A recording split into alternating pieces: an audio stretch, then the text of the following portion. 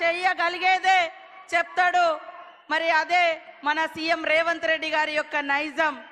ఆ నైజం మరి కష్టమున్నా నష్టమున్నా ఇబ్బందులున్నా మరి ఎదుర్కొని ఈ స్థాయికి వచ్చి మీ కష్ట సుఖాలలో భాగం పంచుకొని మిమ్మల్ని అభివృద్ధి పదంలో తీసుకురావాలన్నటువంటి ఏకైక లక్ష్యంతో పని చేస్తూ ఈరోజు ఈ నియోజకవర్గానికి 800 కోట్లకు పైగా మరి నిధులు ఇచ్చినటువంటి మన మహానాయకుడు మన సీఎం గారికి స్వాగతం. ఓరుగల్లు బిడ్డల తరపున సుస్వాగతం. మన ఇన్ఛార్జి మంత్రివర్యులు గౌరవనీయులు సోదరుడు మన పక్క జిల్లా పొంగులేటి సీనన్న గారికి హృదయపూర్వక స్వాగతం. అదే విధంగా మా సోదరి మని మాకు తోడుగా ఉంటూ ఎప్పుడు మరి ప్రజలకు అందుబాటులో ఉండేటువంటి సురేఖక్క గారికి, కడియం కావ్య గారికి, వేం నరేందర్ రెడ్డి అన్న గారికి, మా సోదర ఎమ్మెల్యేలకు ఎమ్మెల్సీలకు, అదే విధంగా బలరాం నాయక్ గారికి ఎంపీ, చామల కిరణ్ గారికి ఎంపీ పక్క భువనగిరి నియోజకవర్గం నుంచి వచ్చినటువంటి ఎంపీ గారికి, అదే విధంగా కార్పొరేషన్ చైర్మన్లకు, వేదిక మీద ఉన్నటువంటి స్టేషన్ గన్పూర్ మండల నాయకత్వానికి, నియోజకవర్గ నాయకత్వానికి, ఉమ్మడి జిల్లాల నుంచి వచ్చినటువంటి జిల్లా అధ్యక్షులకు, పత్రికా మీడియా సోదరులకు, మరి వివిధ శాఖల అధికారులకు, పోలీస్ అధికారులకు అందరికీ కూడా మరొకసారి మా సీఎం రేవంత్ రెడ్డి గారి తరపున అభినందనలు, ధన్యవాదాలు తెలియజేస్తా ఉన్నాను.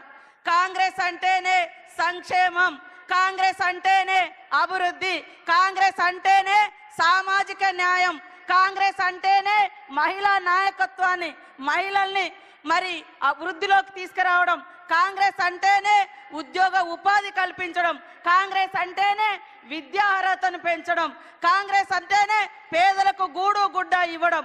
ఇవన్నింటినీ ఈరోజు పట్టుకొచ్చినటువంటి మన నాయకుడు మన సీఎం గారు రేవంత్ రెడ్డి గారని ఈ సందర్భంగా తెలియజేస్తా ఉన్నాను. నిన్నటిదాకా మనం తెలంగాణ వస్తే ఇంటింటికో ఉద్యోగం అని రంగుల ప్రపంచాన్ని చూపించినటువంటి బీఆర్ఎస్ 10 ఏళ్లలో ఎన్ని ఉద్యోగాలు వచ్చినాయంటే మొత్తం 84,000 ఉద్యోగాలు కూడా రాలే. కానీ 10 నెలలలో 57,000 ఉద్యోగాలు ఇచ్చినటువంటి ఘనత మరి మన సీఎం రేవంత్ రెడ్డి గారిదని నేను ఈ సందర్భంగా తెలియజేస్తా ఉన్నాను. 10 ఏళ్లలో బీఆర్ఎస్ పార్టీలో కనీసం 2 లక్షల ఇల్లులు కూడా రాలే. కానీ ఏకకాలంలో 4.5 లక్షలకు పైగా ఇల్లులకు మంజూరు ఇచ్చినటువంటి ఘనత సీఎం రేవంత్ రెడ్డి గారిది, ఆ శాఖను చూస్తున్నటువంటి పొంగులేటి సీనన్న గారిది అని కూడా ఈ సందర్భంగా తెలియజేస్తా ఉన్నాను. కాబట్టి సోదరులారా ఆలోచించండి. ఇవాళ ఉద్యోగాలు మేము ఇస్తుంటే కళ్ళల్లో నిప్పులు పోసుకుంటున్నారు, పేదోళ్ళకి ఇల్లు ఇస్తుంటే ఓర్వలేకపోతున్నారు బీఆర్ఎస్ వాళ్ళు, మహిళలను ముందుకు తీసుకొస్తుంటే మరి రకరకాల మాటలు మాట్లాడుతున్నారు. బీఆర్ఎస్ అంటేనే మహిళల్ని అణగదొక్కడం, బీఆర్ఎస్ అంటేనే అట్టడుగు వర్గాల్ని అణిచివేయడం, అహంకారాన్ని ప్రదర్శించడం.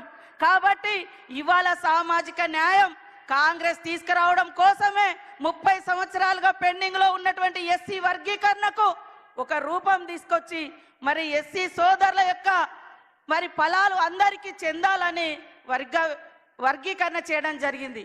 100 ఏళ్ల తర్వాత బీసీ కులగన్న చేపడితే ఓర్వలేక బీజేపీ బీఆర్ఎస్ అక్కసు వెళ్ళగక్కుతున్నాయి. కాబట్టి మీరు అర్థం చేసుకోవాలి.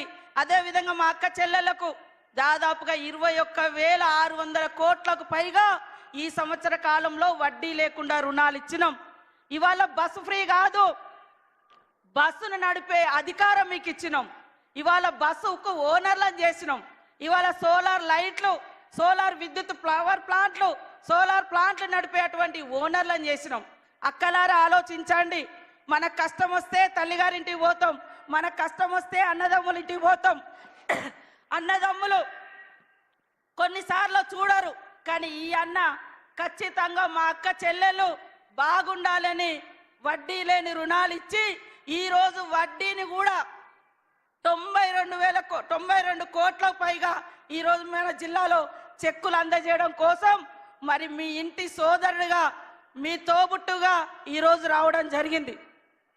గత బీఆర్ఎస్ కాలంలో 3,500 కోట్ల రూపాయలు పావుల వడ్డీ ఇవ్వకుండా ఎగ్గొట్టిపోయారు. గత 5 సంవత్సరాలుగా లాస్ట్ ఒక్క ఉద్యోగం కూడా ఇవ్వలే. నోటిఫికేషన్ ఇస్తే ఉద్యోగాల కోసం 15 నోటిఫికేషన్లు మరి ఎగ్జామ్ రాయకముందే పేపర్లు లీక్ అవ్వడం, ఎగ్జామ్ రాసినాక పేపర్ లీక్ అవ్వడం, గత 5 ఏళ్లలో ఒక్క ఉద్యోగం కూడా ఇయ్యలే. ఇది బీఆర్ఎస్ చరిత్ర. బీజేపీ ఏం చెప్తుంది? ఇక కులము మతము అంటారు తప్ప ఏ కులానికి కూడు పెట్టలేదు, ఏ కులం ఆత్మగౌరవాన్ని పెంచలేదు, ఏ మతానికి